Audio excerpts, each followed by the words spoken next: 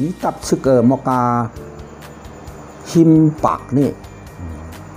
อันนี้เพราะเป็นก่อตั้งมันก่อตั้งยอดเปลือมันสว่าลายเงินเนี่ยตาเงียบโกนนั่นน่ะนะแต่เดี๋ยวมันตั้งเป็นมุกซุ่มของมันนั่น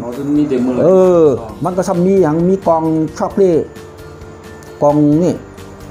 เล่าหนึ่งกองกับเปียง2 เล่ากองจากฝักกดเล่าหนึ่ง10 กำปากเปียนเล่าหนึ่งปากเปียงเล่าหนึ่ง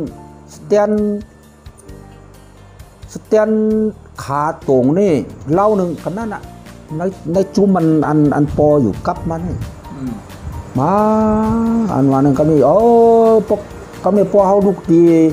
นั่นออกเมื่อยาเนี่ยก็เลยมานเขาที่ผู้ข่าวก็มีศึกไตก็มีศึกไตก็มีนี่ก็มีตั้งเนี่ยเมืองบ่อเมืองเย็นอันขาวมีอยู่เนี่ย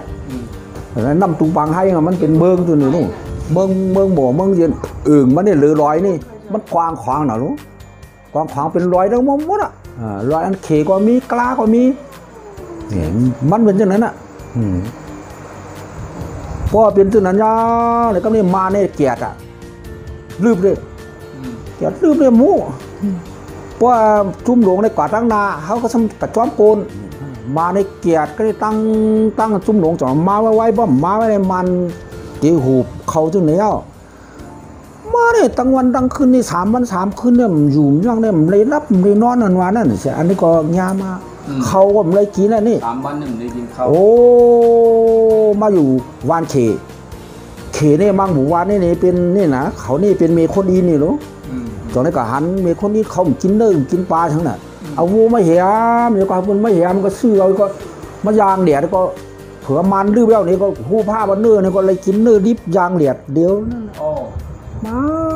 มาชนมาเลยป้อมใครเนี่ย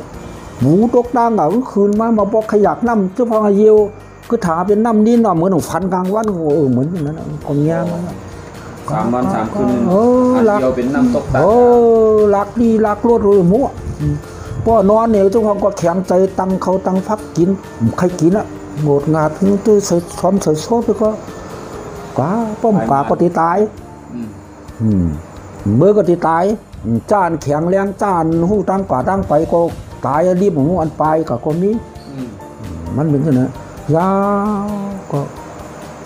ฝานออกมาเมืองเวยวันนั้นนี่อันปลองเขาได้ไฟเผาเมืองตั้งว่าตั้งบานเขายึงกันน้ำขาวตัวนี้เดบอกมามันอยู่ตั้งนี้น้ำข้ามเนี่ยมันอยู่ตั้งนั้นก็ขึ้นปั่นออกมาแถวตั้งนั้นขึ้นแบบนะก็ป่านมาเย้าเนี่ยก็ตัดมาเนี่ยเขากับไปซึ่งเขาเนี่ยน้ำตูบางให้เนี่ยหมู่หลวงเนี่ยป้นเขาเนี่ยป้นหวานทางเขามาจำปนดีๆเลยบนข้างมานเขาเนี่ยมาไปเนี่ยโลโอ้ไว้ขุมเขาเนี่ยตั้งคำน้ำตูเนี่ยน้ำตูบางให้น้ำตูนั่นผ่านมาเนี่ยหันห้อยเขาโคตรเลยปึ้งตอนนั้นเนี่ยโลอันไหนก็มานเขาขึ้นถอยแล้วย้อนเปลือกหมูหลวงเนี่ยมันป้วนเนาะลูกความง่ายอ่ะนี่ผ่านนะเขาจังเลยเขามาเมืองด้าคนเมืองเลยเขามาบอกจีเมืองป้านวะนั่นมีเมืองไหนนี่มันเสียไปตั้งนี่ก็มีเป็นไตเขาจังมองหมดอะหมู่วันไตเขาเนี่ยโอ้บอกกันว่าเนี่ยมาเนี่ยมาเขาดุกถอนหมดอ่ะเอาข่าวคนเมืองเบื่อยามพ้องกันคนเมืองเขาก็ต่างคนลุกฟื้นวันเขาก็ฮักเปียงเขาก็ดียมจมชอบหนังฟื้นมาวันเขาก็จมเชิดทั้งหมดนอนแล้วหมู่วานก็รู้เลยปันทั้งหมดเขาได้ยังเป็นเหมือนว่าเป็นซึกเขก็เขค้างเลยก็หมู่ยามฟองนั่นพวกเป็นซึกตั้งไหนไปเป็นซึกตั้งไหนยา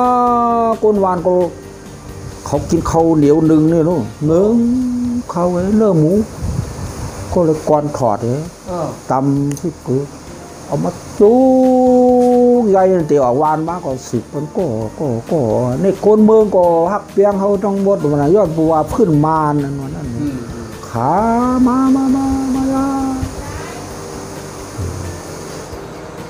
ที่คำตั้งการแทนหมีนั่นน่ะ